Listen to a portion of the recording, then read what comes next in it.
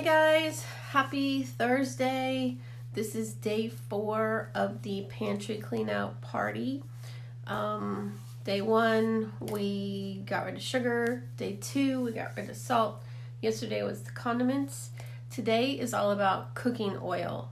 What is bad for you, what's good for you, and some more interesting information. Okay, so let's first talk about what we should know what's wrong, like what is wrong with many of the cooking oils. Okay, because there has to be a reason that we're talking about it today to remove it from your pantry. So what do you currently know about cooking oils? If you had to guess what was probably unhealthy about some of them, what would you say? So leave a comment if you have heard good or bad about cooking oils, and we will continue. There are some plant oils that you should avoid because they are high in omega-6. Our bodies need omega-6 and omega-3 fatty acids because they're essential to our diet. We can't produce our own, so we need to get it in some form.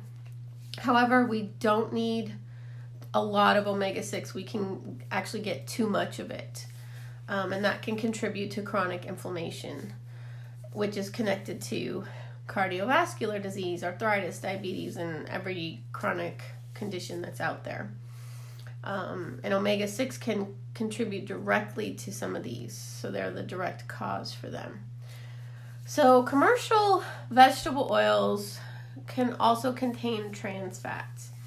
Even non-hydrogenated vegetable oils contain trans fats, and trans fats are associated with cardiovascular disease, obesity, cancer, and diabetes, among other things.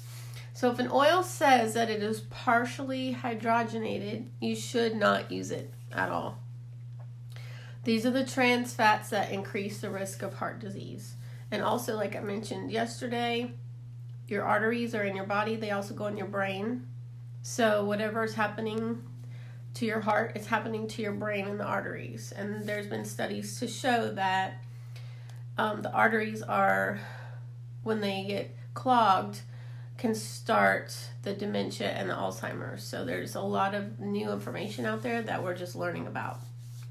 Okay, so with all of these possible diseases, it makes sense why we should be ditching cooking oils that contain omega-6 fatty acids and trans fats, because you don't want too much omega-6. You want some, but not too much. So we don't want to put our bodies at risk for developing all these diseases. So as I mentioned earlier, you should avoid plant-based oils that are high in omega-6, and this includes soybean oil. Soybeans are a genetically modified crop in our country.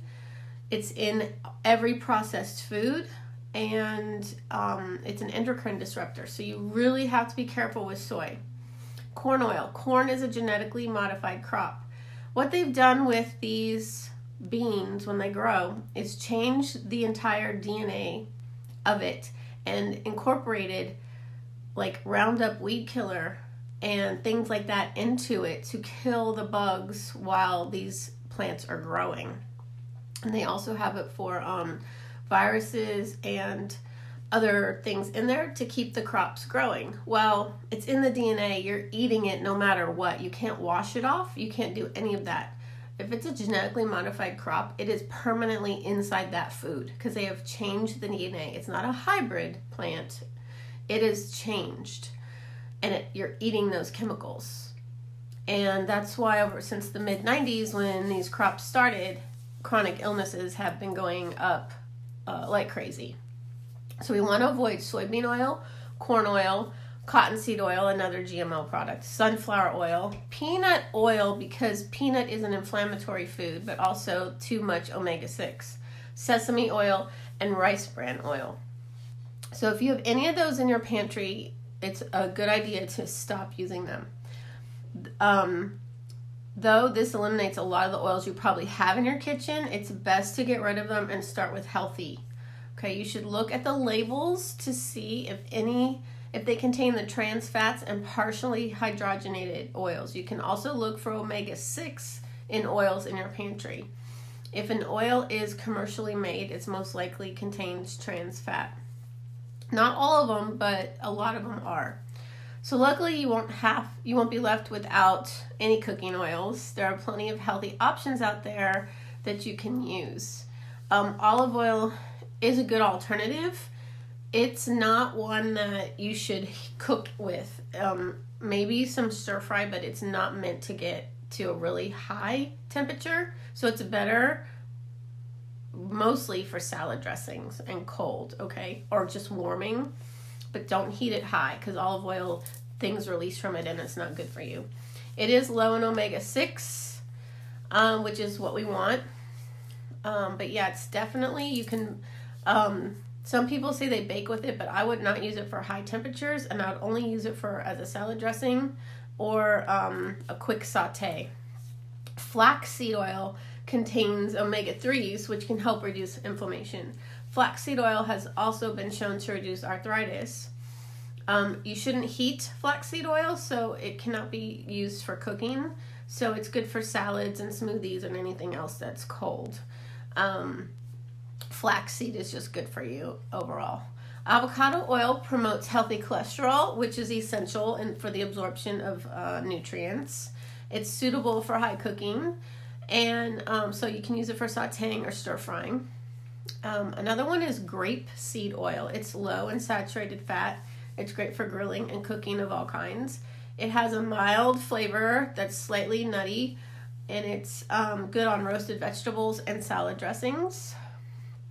Coconut oil, I use coconut oil for everything.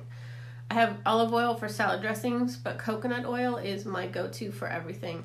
And there's some people out there that say that coconut oil is not good for you, but it actually is good for you. And it comes in unrefined or refined versions. They both have the same nutritional value. I use the refined, which has no coconut flavor. I'm not a fan of coconuts at all, but I can have coconut milk and coconut oil and I don't taste coconut. The unrefined has a coconutty flavor, so it just depends on what you prefer. But I use coconut oil for pretty much everything, including from cooking, and I even use it as moisturizer on my face at night when I wash my face, and I put it on my skin. So it's very versatile. A lot of people use it in their coffee for bulletproof coffee for the in place of the MCT oil. But it is there's a lot of stuff in the news about it, so you really need to do your research and make sure you're reading it from a trusted source. And I mean, if you have any questions, just ask me and I will find information on it for you. Walnut oil contains omega-3s and other important nutrients, and it has also a slightly nutty flavor, so it makes it really good for desserts. So what's great about cooking oils is that there's so many easy to use alternatives. You might even have some of these already, so you don't have to go out and buy them. Many oils are still totally safe and healthy to use when cooking, so you don't have to avoid them altogether. But you do need to be really careful. So don't get any that say partially hydrogenated or trans fat, because those are not good. In my 6-week wellness program that starts in January, there's a whole lesson, one entire week, that we talk about fats, good fats, bad fats, and that includes oils. So over an hour of lesson just on fats. So if you're interested in that, I'll be posting a link for information. So let me know, what is your favorite healthy cooking oil? What are you going to start using when you cook instead of the unhealthy ones that you're removing today? Leave a comment, let me know. Like I said, coconut oil is my go-to. Okay, if I want you to try to use healthy cooking oil for your next meal that you cook. Okay, and let me know how it goes. Post a comment. Flavors, let me know of some of these that say, I haven't tried all these myself, but if it's, that tastes good, tastes nutty, let me know what you think of those. But yeah, so join me. Tomorrow's the last day. Day 5, and we're going to talk about grains and pastas. That's going to be a real good one because, yeah, those are really not good for you. So I will see you tomorrow. Have a good Thursday. Bye.